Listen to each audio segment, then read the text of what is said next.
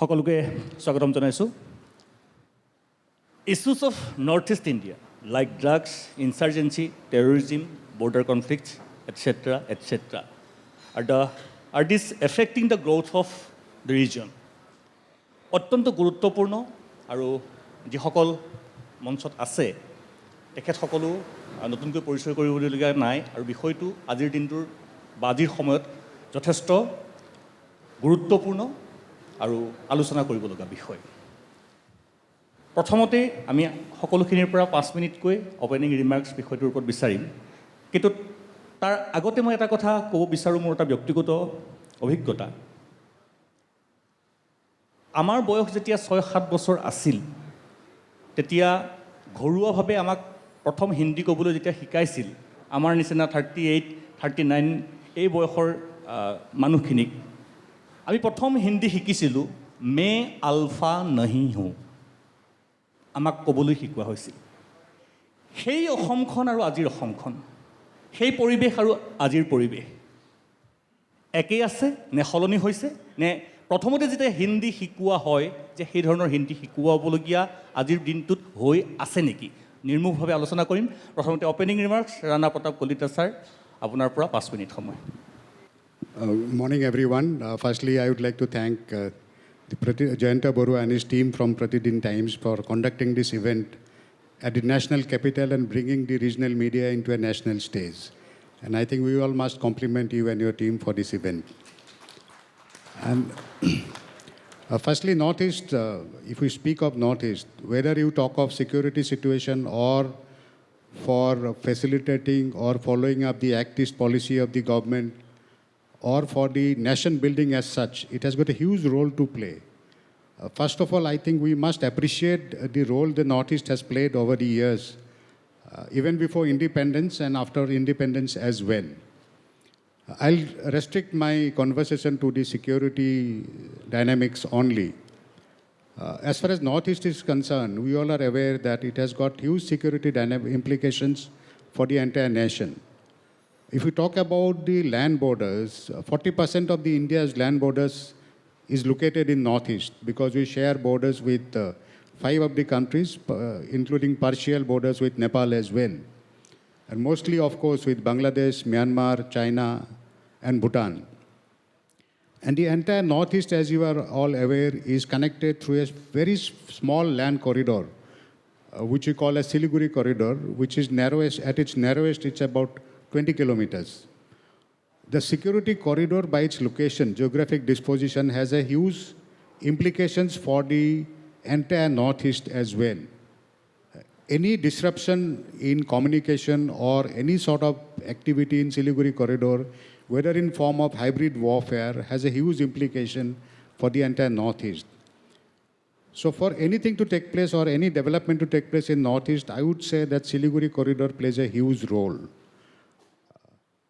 Having said that, as far as borders are concerned, we all are familiar with the situation along the Indo-China border in Sikkim and Arunachal as it pertains to the Northeast.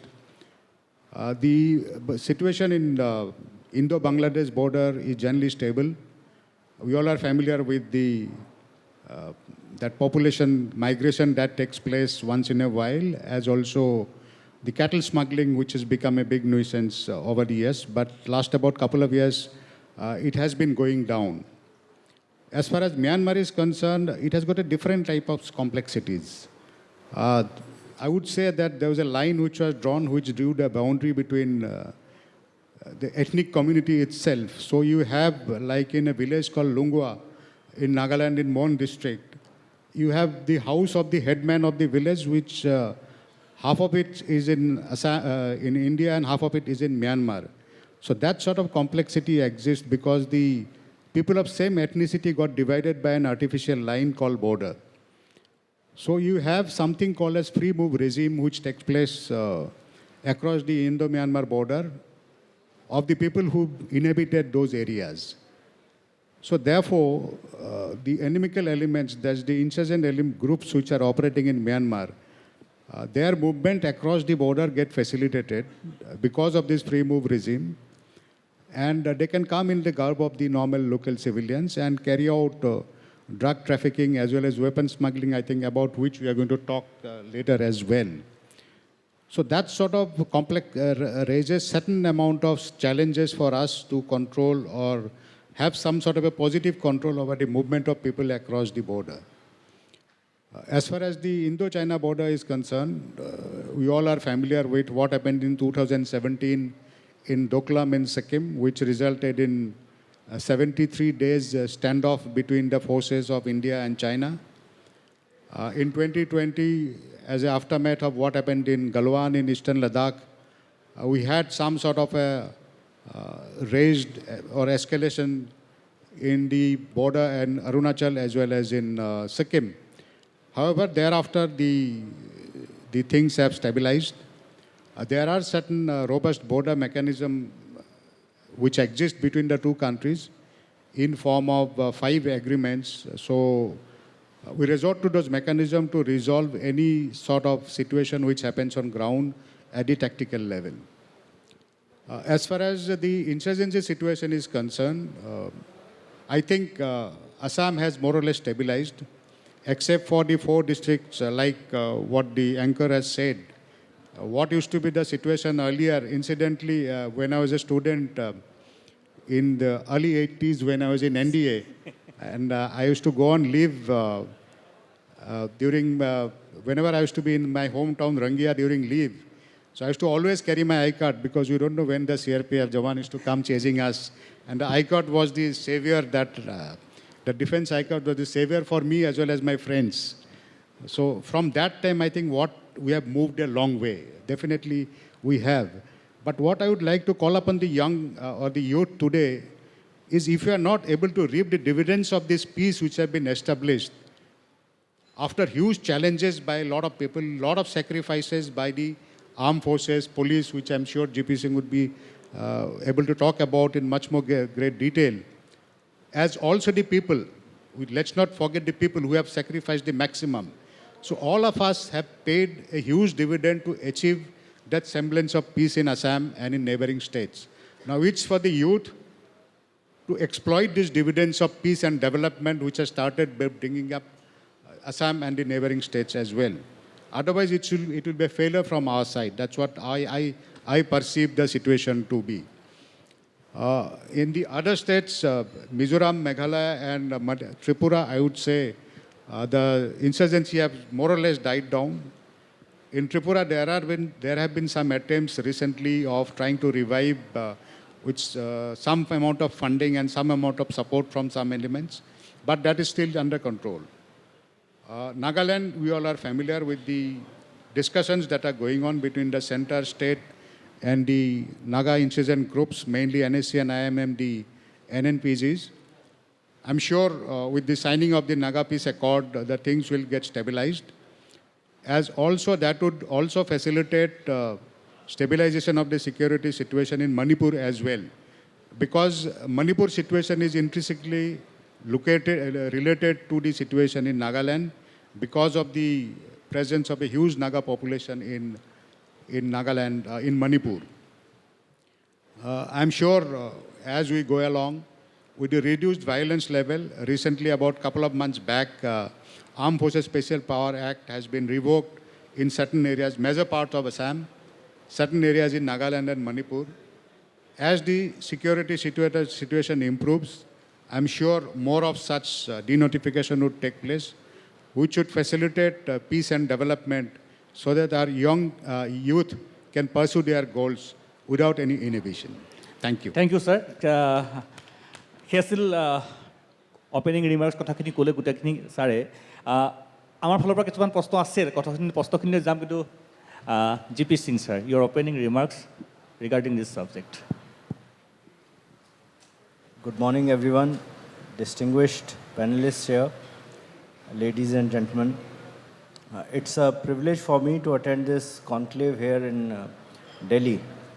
We generally discuss a lot about what's happening in Northeast and Assam, back home in Assam, but discussing these things in Delhi is definitely a change. And I would like to compliment Pratidin Group for bringing issues of Northeast and Assam specifically to the national center stage and especially the capital. Having said so, today this panel discussion is about various issues, a wide spectrum of issues ranging from drug trafficking, insurgency, AFSPA, and millions of issues that face Northeast. I'm open to discuss everything that anyone wants to talk about, but I would like to put it in a slightly different way, that I want to talk about peace. I want to talk about what General Kolita has just said, that we have to ensure that the dividend of peace is utilized. For me, the situation in Assam, Northeast, specifically in Assam, may be something like glass half full or glass half empty. I see it as a glass half full. And it is incumbent upon people like those who are sitting here in the audience, people who are sitting here in the panel, people back home, people who are there in the government, and people's representative, to ensure that over the period of next decade or so, we can fill this glass to the brim. If not so, we make it as close to the brim as possible. We would continue to make best of efforts to make Assam one of the best performing states. And generally, this is the commitment of the senior leadership of Assam Police, that in coming years, when most of us would hang our boots and demit offices, we would leave behind a better, more professional police force and a better, definitely much better, much improved Assam. Thank you. Thank you, sir. Arambanit, I want to give my appreciation, like the others, to Quotidian Group for actually making us a family again. We are all people who are known in some way to each other, but we have met after many years. General, I'm meeting for the first time, GP after a long time, Subimal. So thank you for bringing us together as friends and family. That's very important at this time.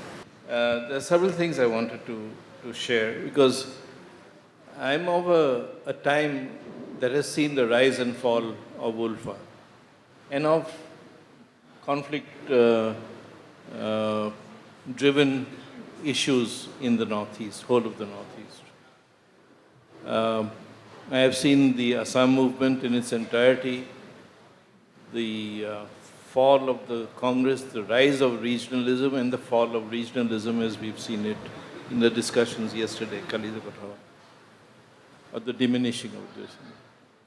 But I want to take a look at the themes or the sub-themes of this and turn it partly, as Mr. G.P. Singh has done, on its face, ulta, which is I want to look at what are the opportunities within the difficulties. Because as an entrepreneur, all entrepreneurs, whether it's Dalmia or Protein, know that in every difficulty there is an opportunity, and you have to see what the opportunity is.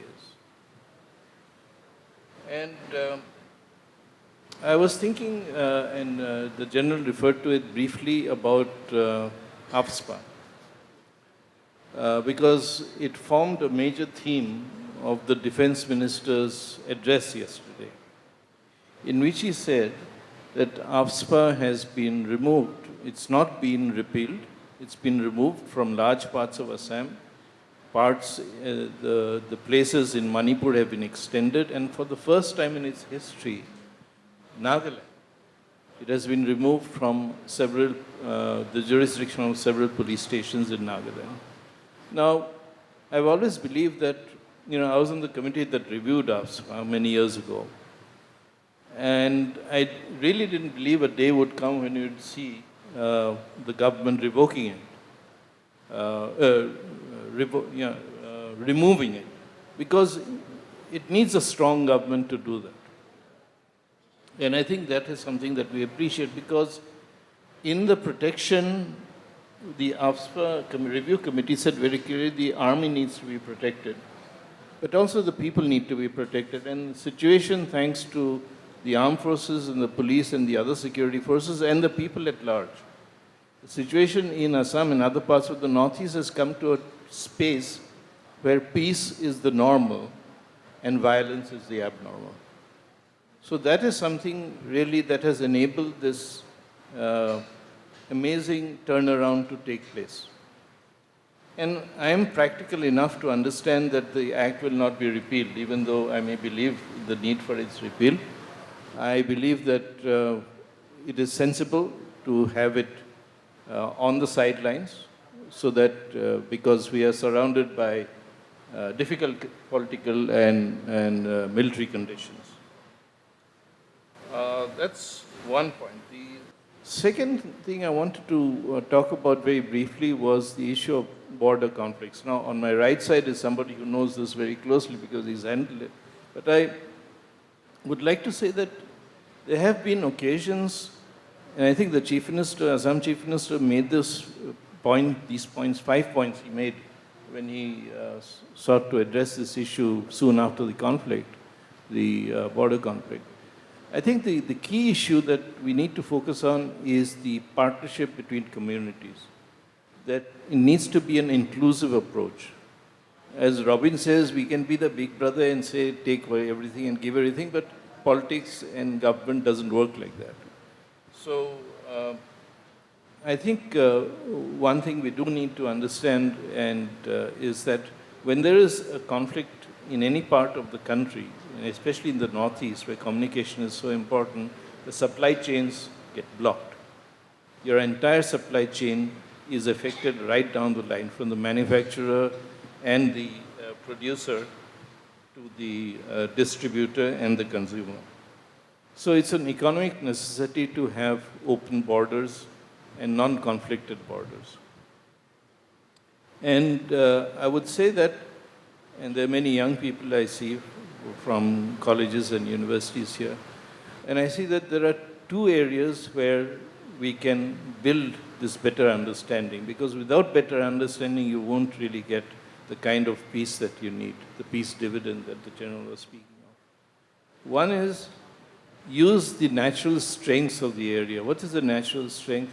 One is music, the other is sports. So if even in the areas where there is conflict, you can build, have an opportunity for joint music festivals, joint sports festivals, football, whatever it is.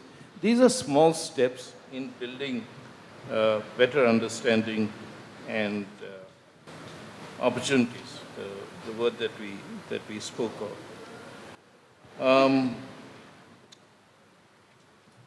I'm going to close with one point because, a lot of my life over the past years has been spent traveling in the region, but a lot of time I've also spent traveling on the river, the Brahmaputra. And I spent about 6 weeks recently in Assam and the neighborhood. And some part of that I was on river boats and so on. And what you notice is how climate change, and this is going to become a security issue, how climate change is impacting people's lives, especially on the river and by the river. Because the river is becoming shallower because of human interventions and the irregular weather patterns, and forcing people to leave. And the people who are leaving are often unskilled. So you have the problem that Robin Hebrew speaks about, which is like a form of trafficking, which is going to grow. And the challenges of that are something that we need to address and look at.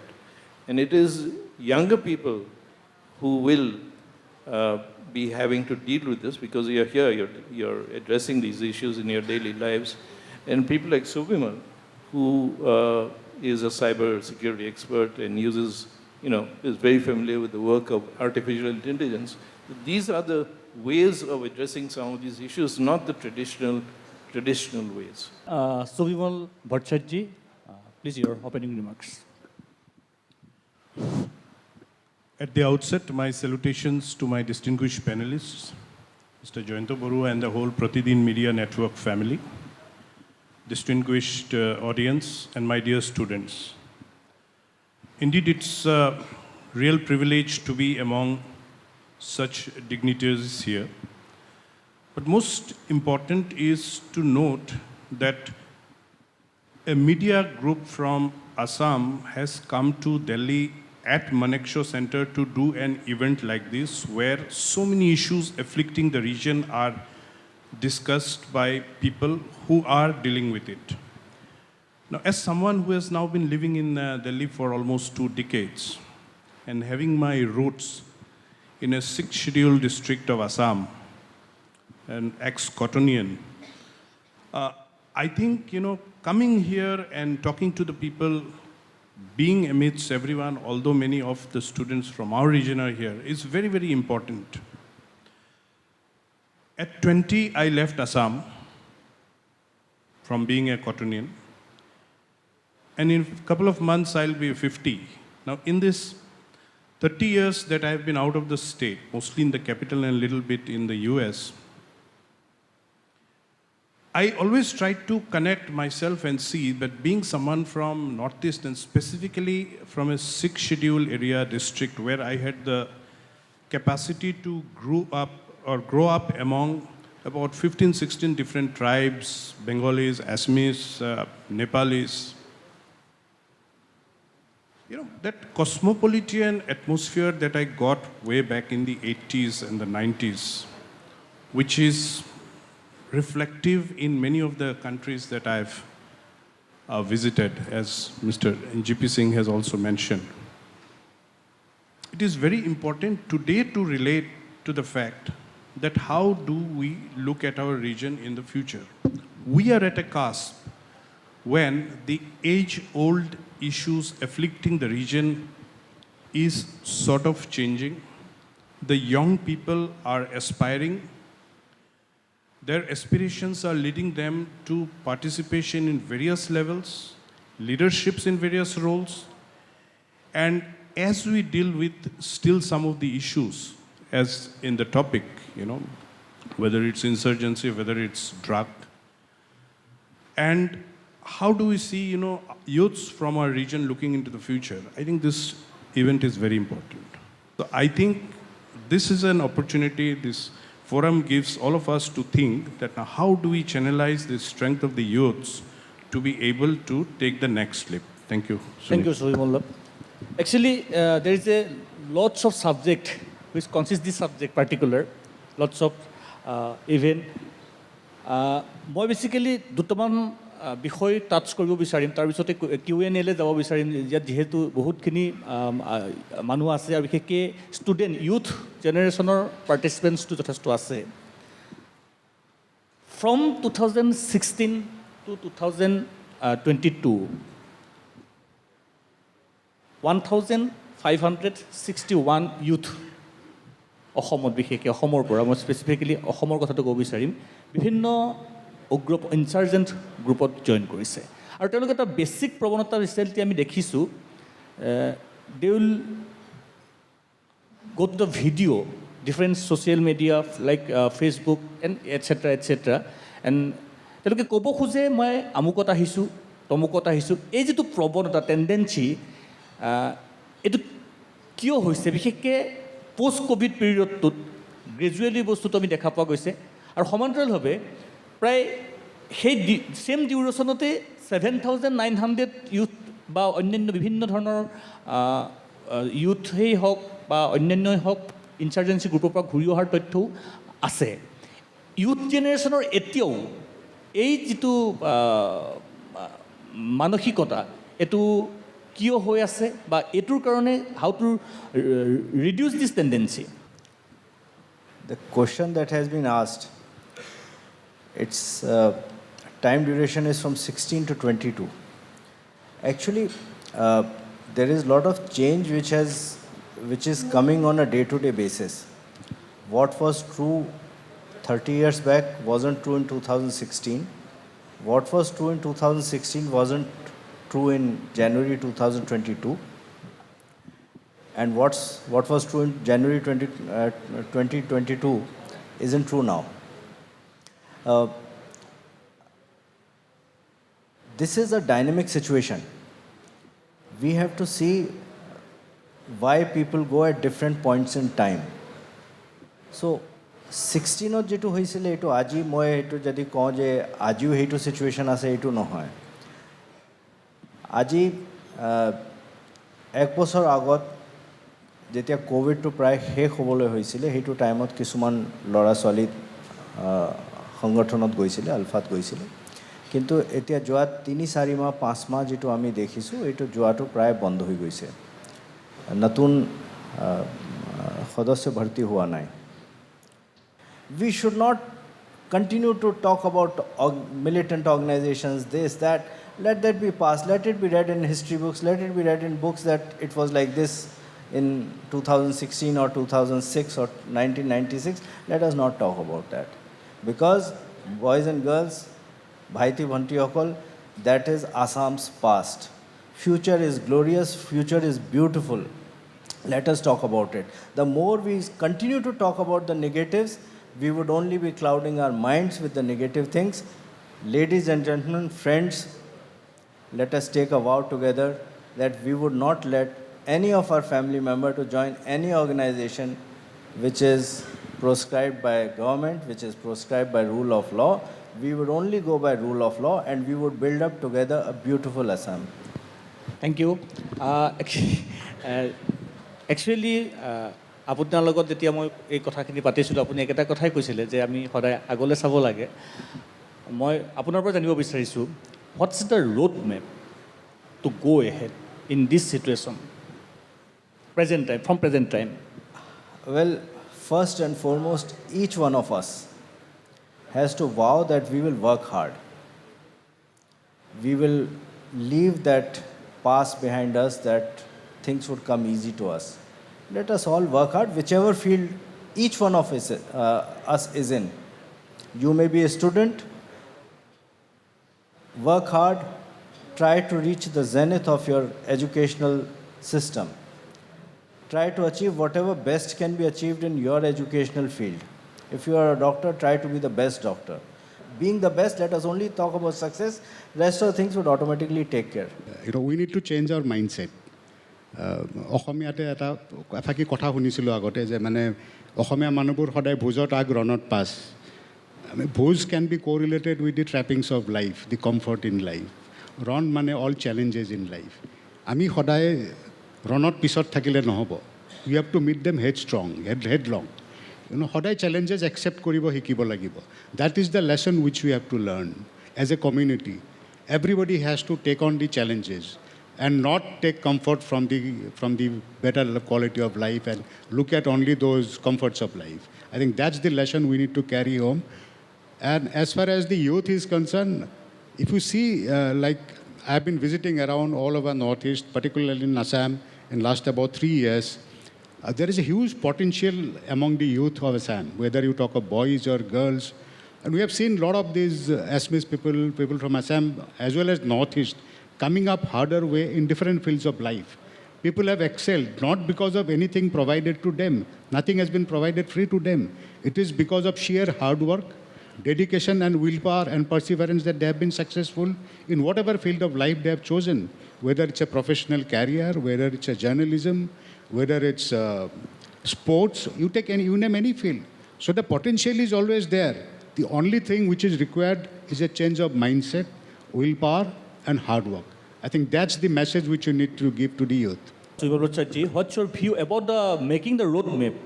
And after it, Minalda, I think just wait for a while. I will go to the Q&A section. But before going this section, I want to touch one point, drugs, after this issue. Sumalda. Sauk, kali moi Prabhat Bezbarua Damoriar presentation to Punisilu, the tea industry. So one of our mainstay, it has its issues and all, but dekhete branding or kotha to koi asile. Aru Sanjoy Krishna dai quality kotha to koi asile. Now, ajir dator youthor jiblak aspiration ase aru jeneka sat consume koribo bisare. Why don't we think of newer ways of innovation? we have to think that one of the primary mainstays of the economy has been the IT industry. How do we make it attractive? How do we cater to this? And how do we involve this generation into this activity?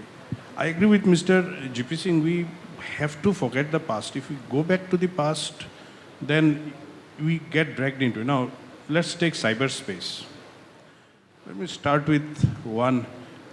Maybe it's a negative thing. Assam, as per NCRB data for 2021, had 13.78% of the cyber crimes in the country. Now, these are very not serious cyber crimes. These are all, some kind of enmity or hate-related stuff.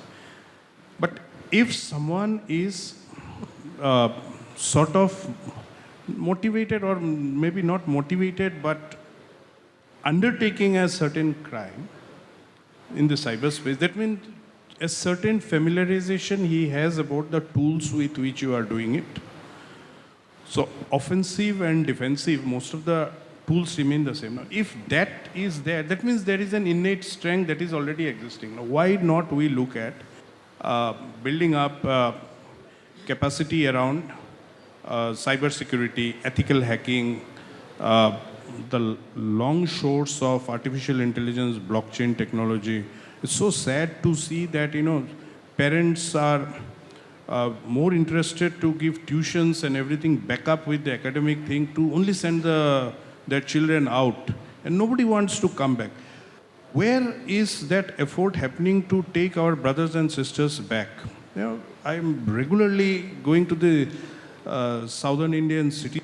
You are going to a hotel or to a building, invariably security guard or someone in the restaurant is from the northeast.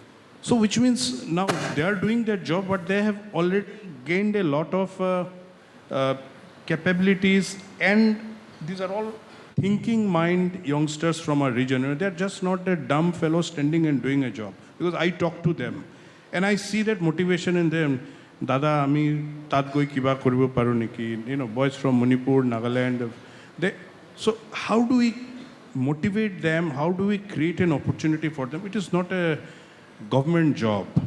It's a more of a societal, entrepreneurial. Everyone, the whole ecosystem has to work to get them this opportunity. They bring that experience back to the region, get something started, and today there is a wider market that is available because of the possibilities of various e-commerce mode and all, and the policy support from the government side is there, whether it is the Northeast Industrial Development Scheme or many things on the service sector. And I'm sure each of the chief ministers would rush forward to see if they are able to get the talent back to do something meaningful. Hekarne moi bhabu etia timing is just right to think, how do we get our people back? It's such a bad brain drain that that we have to get them. But why should they stand at a door? A boy from Noga or a Golaghat should stand at the door of a hospital in Hyderabad or Chennai and all. Why cannot he come back and start something around the security space and be doing it? So that must be a common feature. Sanjay also alluded to it.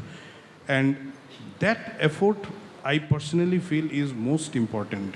We cannot allow the region to be sort of denuded of its resources because everyone has to seek a job or an employment opportunity abroad. Secondly, just small point I'll make, that actist policy and the efforts of the government with Bangladesh, unfortunately Myanmar is in such a terrible state.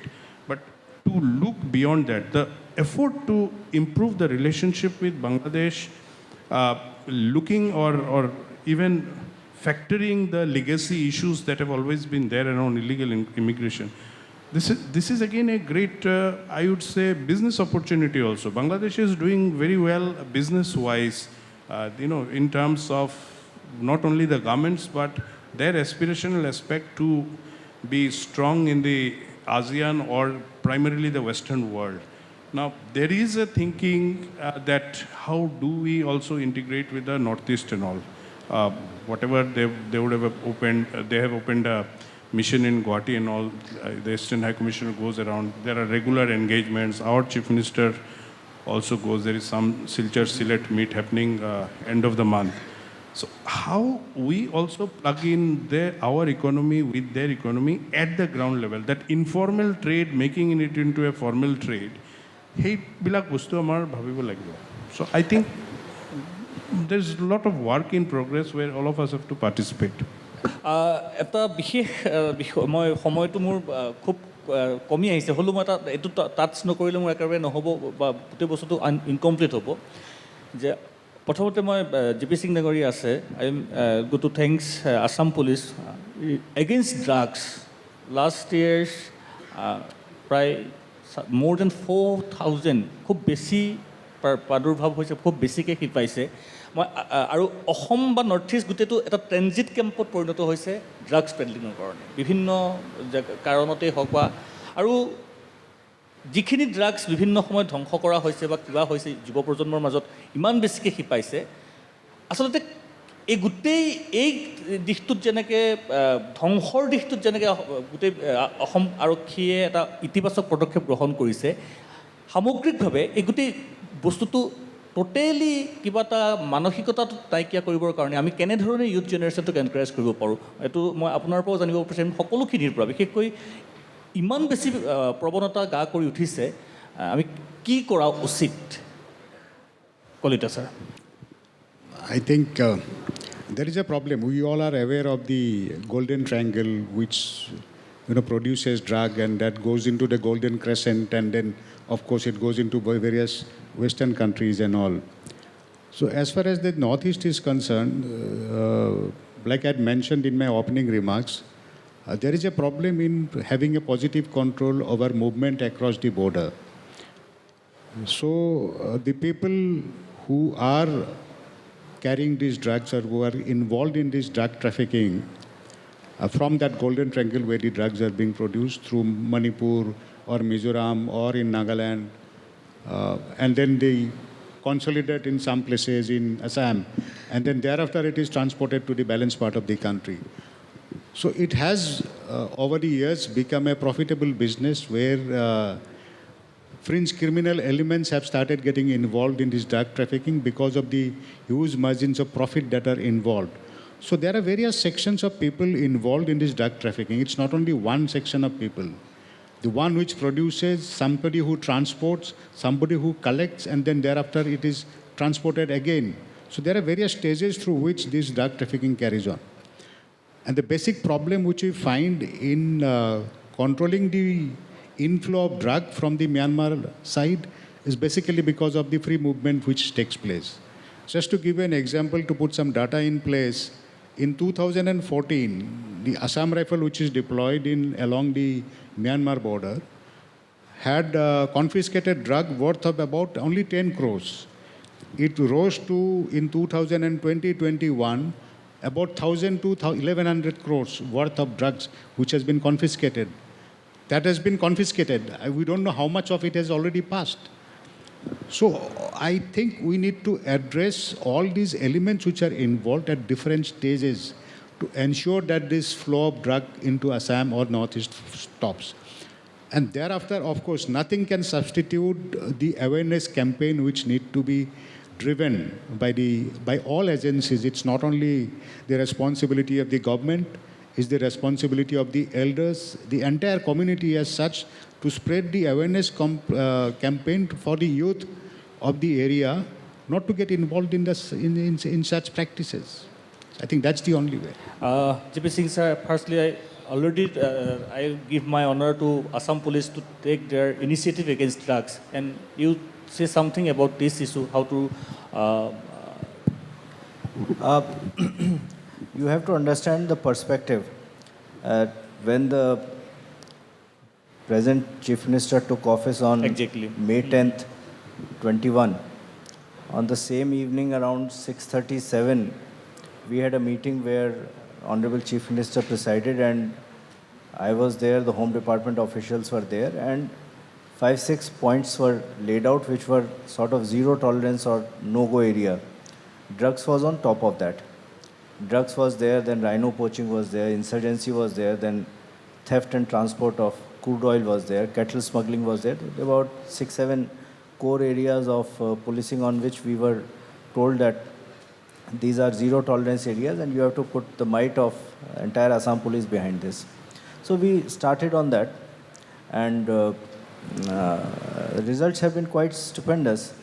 In the last 1.5 years since that day, we have been able to seize drugs worth about 900 crores in Assam, and almost 6,900 people have been arrested over the period of 1.5 years. And for the first time, we have been able to put the preventive detention sections of PIT NDPS Act so that the people are detained for 2 years, even if they get bail in their original cases. But there is a very, very stringent guideline for that, that they have to be arrested for more than once in NDPS cases, and there is a process of entire thing. So that is the kind of effort that has been made by your brothers and sisters in police. We are, when I sit here and say I am only taking the credit for the extremely hard work that has been done by the rank and file of Assam police. We have only been providing them logistic and otherwise support, but most of the good work has been done by the young constables, sub-inspectors, inspectors and DSPs of Assam police.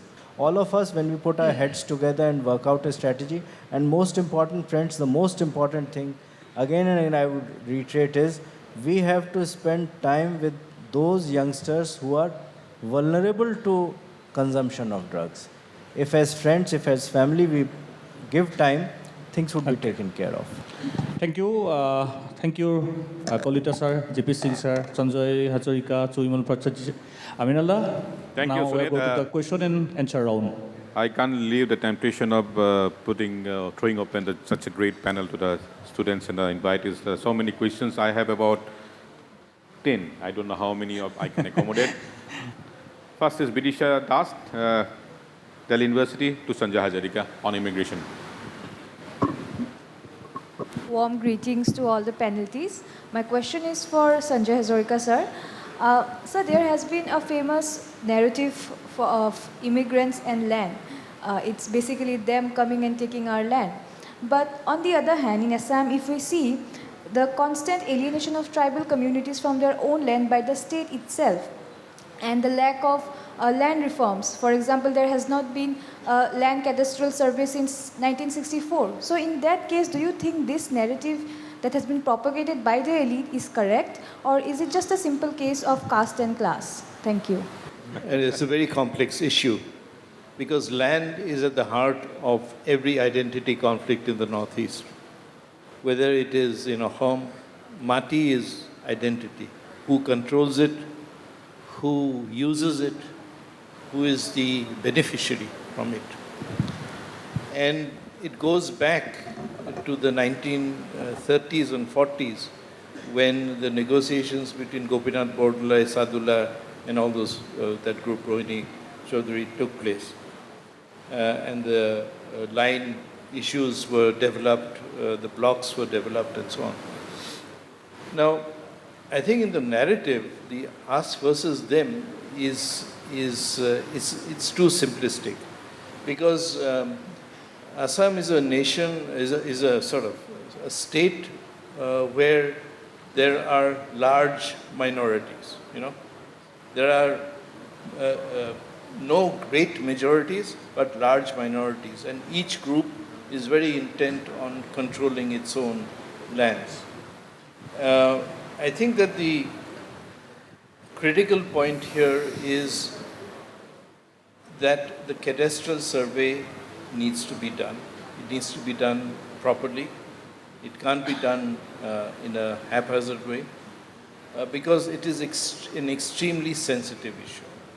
And to blame the problem No, this is such a sensitive issue and complex one. You can go on giving an answer for almost 1 hour. No, but I'm saying we cannot blame any one group for the situation that has existed. I would like to accommodate actually more questions. That's why I'm in a hurry. Subhrangshu Sharma So Brangso, you have a question on China, probably for the general. Yeah, for the general and also for Submal sir, we have always known about the role of China, the invisible hand of China in abetting insurgency in the region. However, as we have seen coming down of insurgency now, we have also seen the belligerency of China, the rising China. So do you see any role of China in terms of information warfare or any terms of warfare in the region? And if yes, what's the way to tackle it? Thank you.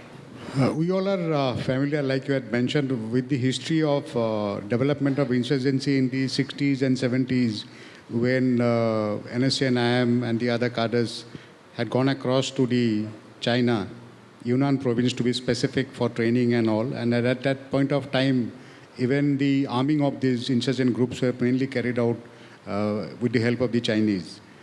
But things have changed now drastically over the years.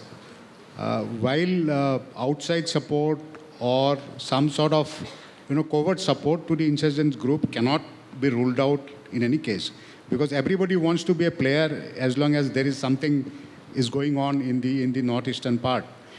In the earlier times, through Bangladesh or East Pakistan prior to 71, Pakistan played a huge role in fomenting insurgency in the northeast. But thereafter, of course, Pakistan influence is no longer there. But then in the name of religion, there has been increased radicalization which has been taking place, like PFI, which has been unearthed some time back. As far as the role of China is concerned, we are always conscious of the fact that it can influence because of the huge capacity they have. So we are conscious of the fact, and I think the government or the security forces are taking adequate precautionary measures to ensure that it doesn't happen. And basic thrust of the government has been to resolve the issues. If you're able to resolve the issues that are going on, like in Nagaland or in Manipur, I don't think any country can come and play any role here. It's a mouth-watering question from Sachin. I don't know whether the general will be answering you in that platform. Anyway, Sachin, you can go ahead. Good afternoon, everyone. This question is for Lieutenant General Kolita, external security related, and he's a truly towering figure from our region. The question is actually against the backdrop of what we are seeing in Ukraine. Some of the simplest Western systems are proving superior to some of the heavy-duty Russian systems. Against that backdrop, how well positioned are we in the eastern sector with a predominantly Russian arsenal? Quick answer is yes, we are quite well prepared. Short answer to your question is yes. Of course, like you had brought out, we are dependent on Russian equipment over the years. But in last about 10 years, things have changed. So we are migrating from the Russian equipments to the other sort of equipments from the different countries as well. And as at the same time, we are also going into self-reliance in defense in a large way. You are familiar that recently the government has announced the policy of all procurement, defense-related procurement has to be from the own manufacturers only. So in last couple of years, there has been a change in the import of the equipment which are defense-related. And as of now, as far as eastern sector is concerned, there is no cause of worry. Let me assure all of you. Thank you. The last question from the last question from our own family. Last one. Last question from our own family. Managing editor of Pratidin Times, Mitaksi Burwa. She has a question, so over to her. Sorry, I'll be quick. My question is to GP Singh, Special DGP. So first, congratulations that you all have done so well on the drug trafficking and in nabbing all the drug peddlers. But then, sir, are we working with the neighboring states, the police of neighboring states, because the drugs only doesn't come to Assam, it comes through a route. And are we also working with the neighboring countries like Myanmar, because the kingpins are actually sitting somewhere else, not in Assam? Thank you, sir. Thank you. Yeah, I would give quick answers. Yes, we are working with that. We have anti-drug trafficking officers, nodal officers in all the states, and they are meeting regularly. In fact, taking the entire thing a notch higher, the Union Home Minister has convened 2 meetings in the last 6 months on drug issues within Assam, within Northeast, one in Assam, one was held in Manipur in the last 6 months. The last meeting was of NCB chief along with all the police and anti-narcotic nodal officers on 8th of October, that is about 6-7 days back. And as far as international aspect is concerned, yes, we are flagging all these issues to the Ministry of Home Affairs, which has been taking it up through Ministry of External Affairs and directly also with the neighboring countries. And we have been getting extremely good quality of support from Nagaland, Manipur and Mizoram as far as action against drug traffickers in our region is concerned, because these are the three major routes through which the drugs are reaching Assam. And let me also say one thing which people need to know, that all this drug that we have seized is not for Assam. What I have seen on assessment is that about 10 to 12% is meant for consumption within Assam. Rest 88-90% is meant for other parts of the country. So we should not really get alarmed that all these drugs were coming into Assam for consumption into Assam. Assam, because as General Kolita has said, is the only transit route for all these states through the Siliguri corridor to rest of the country. So everything has to pass through Assam. So we are well placed, coordination is good, but we are taking it much higher, and the regional office of Narcotics Control Bureau located in Guwahati has now become quite active.